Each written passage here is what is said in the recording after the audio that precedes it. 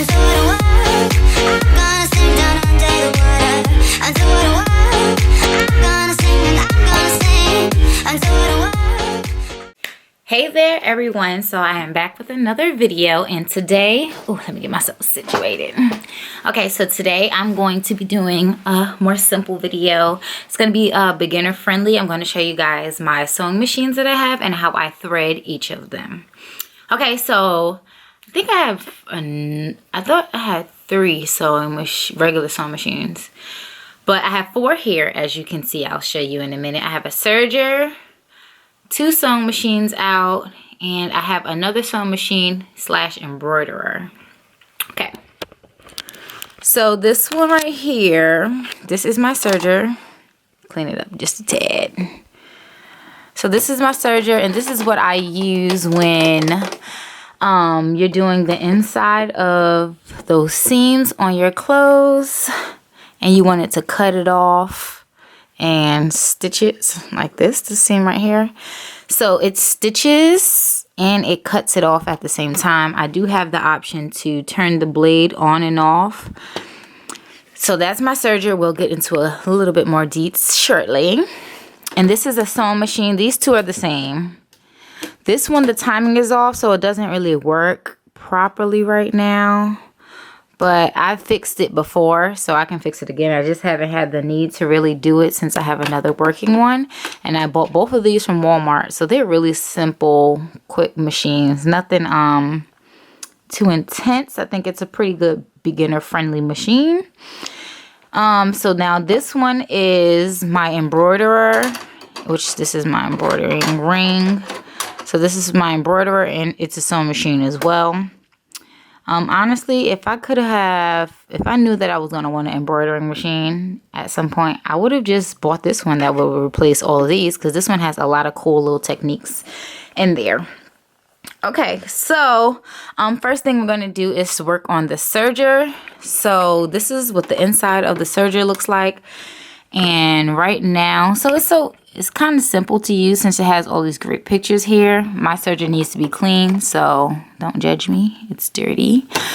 Anywho, so right now I'm going to unthread the machine, and then we're going to go ahead and thread the machine together just so we can kind of see. And again, if I didn't mention, this is the Serger 1034D. So let's go right here and turn it this way.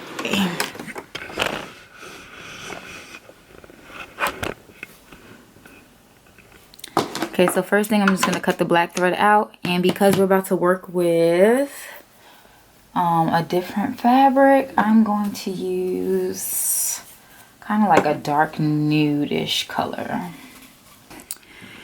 Okay, so here I put my nude threads in. Now, they may not all be the same. I think these 3 are the same. This one, so what we want to do is we want to switch these 2. Okay, and I'm going to tell you why. So normally, this lower looper here, it uses a lot more thread. Both of these use a lot more thread than these 2, these 2 are the straight stitches. See the yellow, see the pink, and then we have the green, and then the top looper. This is the lower, and this is the top. So these 2 use a lot more thread, so I usually tend to put the bigger spools here, which they're all fairly the same size. Well, this one's a little smaller, and the smaller spools here, just so that I can rotate them, sort of like rotating your tires, so it's not getting the same wear on one specific spool, and that I could get the best wear out of it without having to hurry and just buy one spool over and over again. Okay, so the first thing I'm going to do is, since we still have some thread in here, I'm just going to go ahead and take those out, and I'm going to press the pressing foot so we could grab the rest of it out of here. Get rid of all of this in here.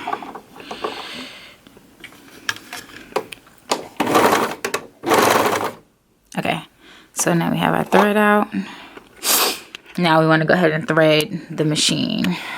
Okay, so we leave this open. So now we're going to take our first spool, and we're sticking it through this top loop here, and this holds our thread, keeps it from getting tangled. And then this is our number 1. So that's technically, this is number 1. Then this is 2. We're going to put it through there. There's a little hook. See, we just hooked it through there. And I'm gonna go ahead and bring it through. Now there is a little, it's kind of like a clamp, and that's the tension controls how loose or tight it's pulling on the string. So it determines how loose or tight the string is pulling the fabric close together. So, and that's called our tension. Okay, so our next step, so that was 1, 2, so 3, it went through our little clamp thing. 4 is coming all the way down. 5, we're putting it in our loop here. Now, the tricky part where I got lost when I first started sewing was this 6 and 7 part. So you see how this one is blue, but this one only has a green. So this first one goes through both. So it kind of goes through the back one and the front one. So then we're just going to hook it onto number 8 right here. And then it gets a little tricky here. So we want this out as far as possible. This piece right here needs to be stuck out as far as possible. So then we want to drag this piece forward. So once we drag this piece forward, we see there's a little triangle here. Now, another thing that could be a problem. So we want to take this little piece right here and we want to hook it behind this triangle. And we don't want to pull it too tight. We just want it to sit there and rest. Because if you pull it too tight, it'll get caught inside the little, it's like a little hole piece that's in there. That's not where we want it. So once we have it hooked pretty well, we're just going to push that back there.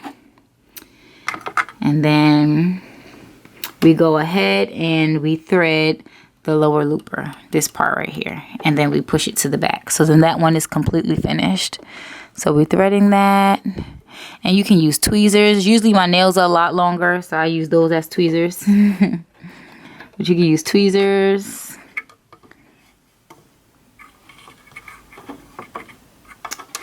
Got a little caught. Okay, awesome. So you want this, the end of this piece that's coming out to go behind everything. So you kind of just push it back and then you pull it back through and out the way. So that's what that's going to be.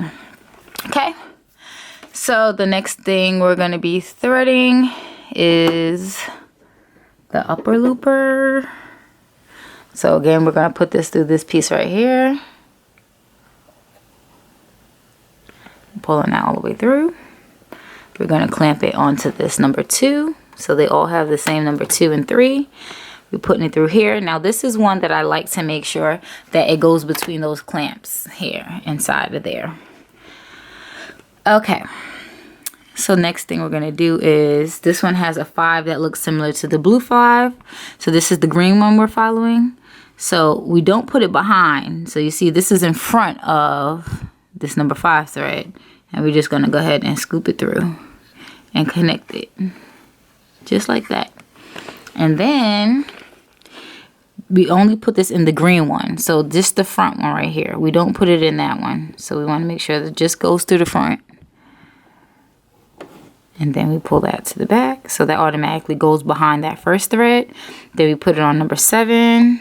So this is our number 7. And then this piece here goes through this little loop. You see the little hole right there? That's where we want that to go. So we're going to go ahead and get ready to put that through there.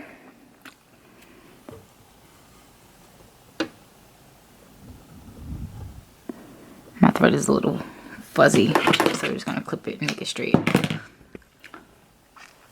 Okay, so that goes through our little hole. And then to the back where the first thread went.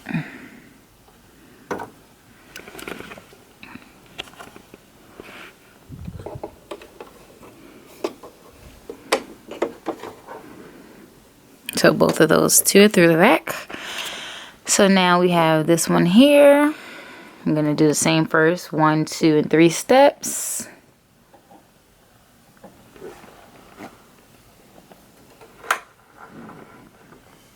Okay, now 4 is different.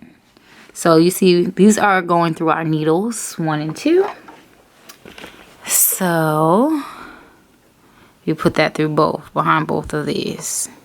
And then we drag it all the way up. And then we bring that around. That's our step 5. And then we loop it. Now you could put it behind this little piece right here. I'm never really pressed to do so. It'll keep it out the way. But now we're going to thread our needle.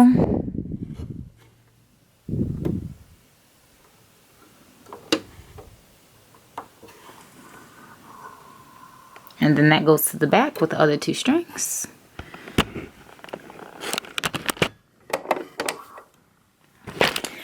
Okay, now we do this first one.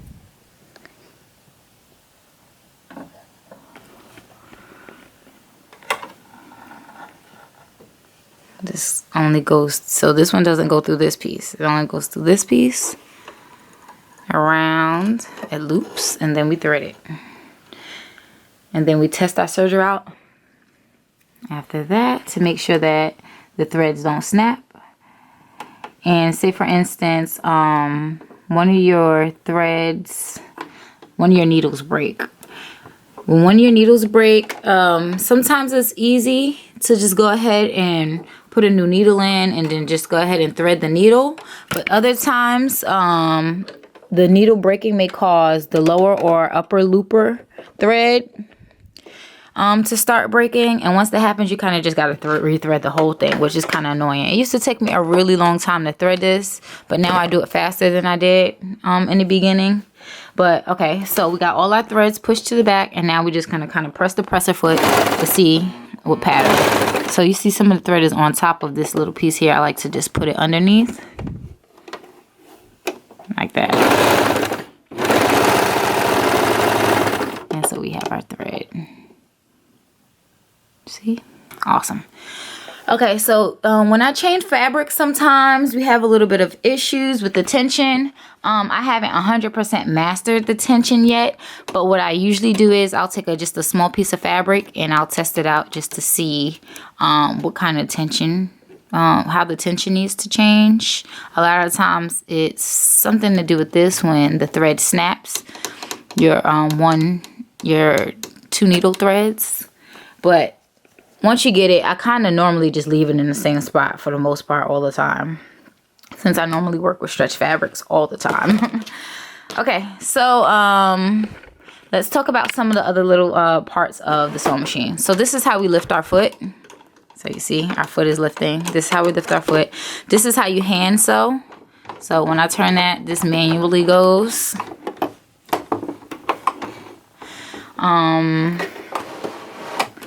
Over here we have the lengths of our stitches. So if we want our stitch to be longer, we'll put it this way.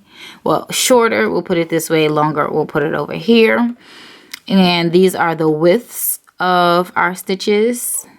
Sometimes I change it. Again, I barely ever really change it. This is to release the knife here. So you see when it's coming this way, it cuts the fabric on the edge. The edge part cuts that off. And then if I don't want it to cut it off, I can put it here. And that's okay for a like a top stitch, or like how you see they do the what you call it, the exposed seams, or the stitching over the sportswear. That's good for that too, to not cut it off. You can use it for that. But other than that, this is my serger. If you guys have any questions, I've been using this for about 4 years. So yeah, let me know if you guys have any questions. And our next video will go over this machine and my embroidering machine and try to give it a spin. This embroidering machine is something else. I could have probably got a different one, but this one was cheaper and it got the job done. It only does 4 inches by 4 inches in space, but we can definitely touch on that in the next video.